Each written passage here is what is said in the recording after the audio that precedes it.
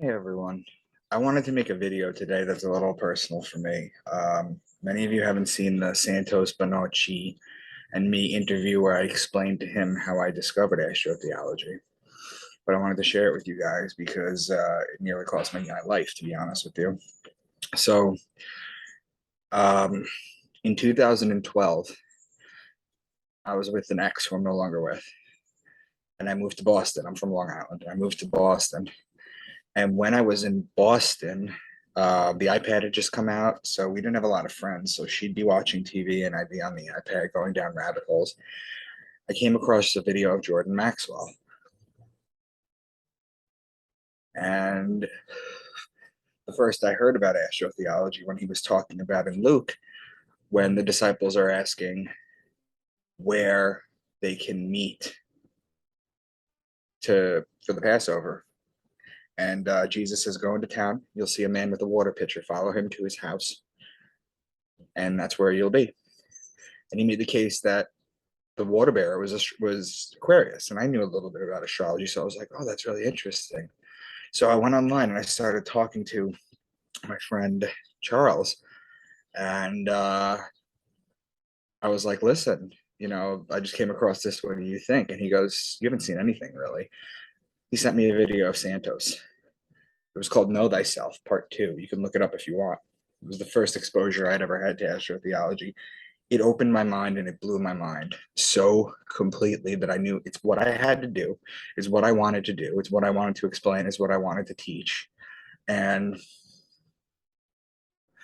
I spent the next few months just studying these two or studying Santos 4 hours a day, 5 hours a day, writing everything down, just absorbing all the information and just studying it and studying it and studying it.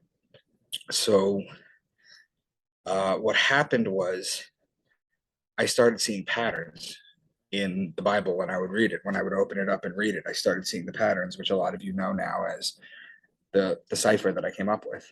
And I started seeing the patterns everywhere.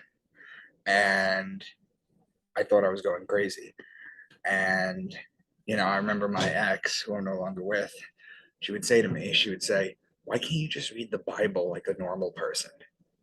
And I was like, well, I don't know. So what ended up happening was I started seeing this everywhere, and I knew it was the key. I knew it was the key. So I kind of lost my mind for a little bit, to be honest. I was seeing it everywhere.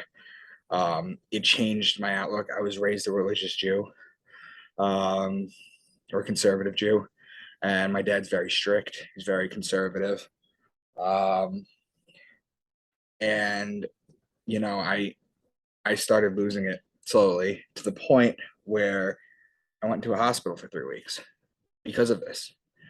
Um, I went into a hospital for 3 weeks. While I was in the hospital, my ex left me for somebody else. So I no longer lived there. So we bought furniture together and everything. I no longer lived there. I no longer was there. While I was in the hospital, I knew that this was something that had to be done. Um, so I started reading the Bible in the hospital again.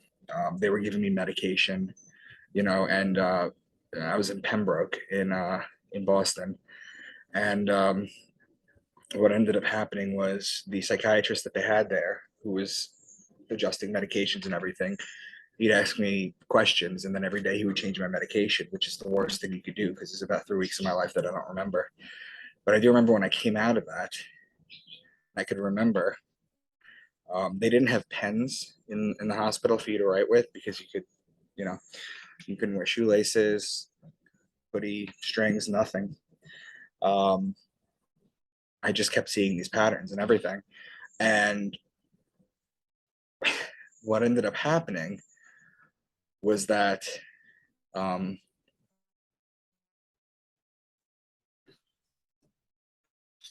remember those little blue books that they give you in high school and college to write essays? I just took a ton of them. And while I was in the hospital, I wrote my first book. Yeah. Um, I realized that this kind of knowledge, this kind of information, you can't just spring it onto someone because they will reject it. Their whole body just shuts down. It did for me. Um, and I wrote my first book in highlighter in like 30 or 40 little books. So when I got out, I put it all together and I started pitching to publishers and publicists. Um, while I was living with my parents' friend who took me in Chestnut Hill, which is where Boston College is. Um, she took me in, you know, it just completely shattered my world. And I can only imagine how it's done for other people too, because this is the kind of information that, you know, it changes people very, very much so. You know, I talked to my mom about it. I explained to her what I went through. She said she's very esoteric. Like she's into the Kabbalah. She's got her religion too, but she's very, very esoteric. And she told me that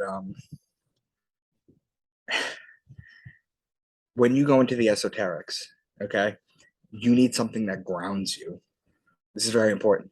You need something that grounds you. Otherwise, you soar to the heavens. You fly to the heavens, and then you're lost in your own mind and whatever. So since then, what I've been doing is I've been buying candles and lighting them, and just staring at the fire and just do fire gazing. You know, meditation that way, to keep me grounded when I go through this kind of stuff. Um, so yeah, I was living with her. I put my first book together, and it took me. I moved back home, and I started dating my wife now. And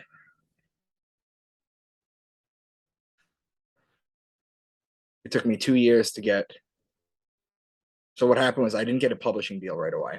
What happened was I um I self-published the first book. Beneath the Veil, it was actually called Decoding the Phoenix. That was going to be the series name. And I self-published it, and I was in a couple local papers, whatever. But what ended up happening was my second book that I wrote, because I one of my friends, Will, was like, "This is great. You have to keep going, keep writing it."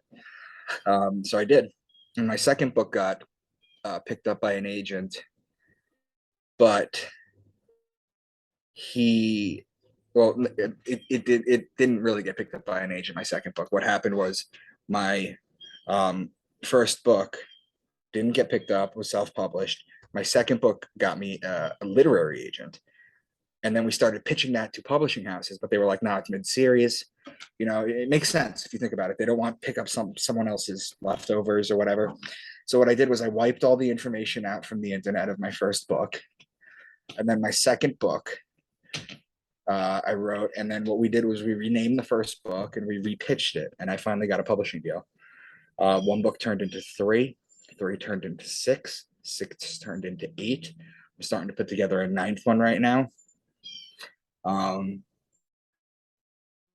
you know, I just wanted to share this with you guys. I want to let you know is that like I'm well aware when I talk about this kind of stuff that it blows your mind because it's not what you're taught. This is not what you're taught at all. And this is not what somebody should have to go through. This is the kind of thing that should be taught from a young age. Um, so I am well aware of that. If you guys have similar stories, I'd love to read it in the comments. If you want to send me a personal story, let me know. If you discovered astrotheology through me and you want to tell me your story, how it's changed you or how it's affected you. Me and my dad barely speak. I don't speak to my sister because she thinks that my views are dangerous. I had a best friend, this guy Paul, who I was friends with for 30 years. What is it, 2022? 30 years. And since we were nine. And I was his best man at his wedding. He was a born again Christian. His whole life he was. So there was that dynamic where a Jewish father sees his son hanging out with a born again Christian and very rational about it. So I always had this drawn to religion, but I never really understood it. Um, but I know that this could be a difficult thing to swallow. And some people are, like, you wouldn't believe the amount of people that send me messages, honestly, send me messages and say how I freed them from religious guilt, which is what I intend to do. But it comes at a cost. Okay.